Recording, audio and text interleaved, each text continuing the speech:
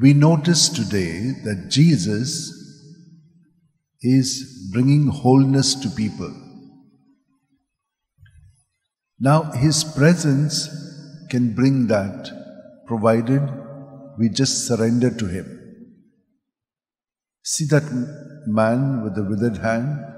He called him, he came. He told him to do it, he did it. In the same way, Jesus in us is knowing what we need. He calls us and He tells us to do it. We must do it. But for this, that we may be attuned to Him, our prayer should be such that we are constantly, as the first reading tells us, living in union with Christ. So that not only are we working for the others to be perfected and matured in Christ, but for this we may also have to go through suffering. We may have to also put up with what the others are and where they are. They might not be fully in Christ, though Christ is in them fully, they may not be in Christ. And for this we have to suffer, and this is what Jesus has shown us. He suffered for us when we were sinners, so that we could be perfected in Him. And Paul is telling us just that. My sufferings I offer for you in union with Jesus to complete His sufferings for the salvation of the world. And all the saints have always done that. Like if you see the little flower, Teresa of Lisieux, she offered every small thing as an offering to God for the salvation of souls. St. John Mary Vianney says, if you don't offer everything to Jesus, it is wasted. So whatever we do early in the morning, we make our morning offering, we offer everything to God, all our joys, our sorrows, our work, everything, so that God may use it for the salvation. And we must keep this intention going. Let us ask for this grace, as did the saints. There is one saint called Pamphilus. Pamphilus was made a bishop.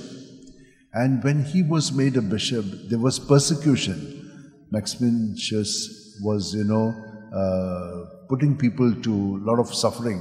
So he, along with the others, though he was a bishop, his right eye was torn out and his left leg was mutilated. That means it was broken, kind of a thing. And they were sent to the mines to work there.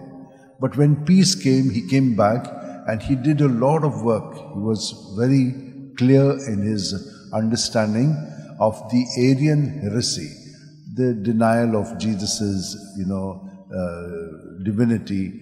And so they said he is only human and so forth. So he put all that right. And when Constantine the Great would meet him, he would consult him, he would often kiss his eye and as a sign of respect for all that he suffered for the sake of Christ and for his people, the church. And so he put it into practice in a way what Paul had said long ago. Let us pray that we all are also able to offer any suffering in union with Jesus. But we are not cowards. No, we are standing for the truth. And so in that truth, we, with Jesus, we look out for how we can, in union with Him, give a fitting response to people who may not be fully in Jesus, but to bring them to that awareness. Let us hold our hands like this, keep our back straight, close our eyes, and every moment He is in union with us, giving us that ability to surrender everything to Him so that He can bring healing to us, so that we can be made whole in Him.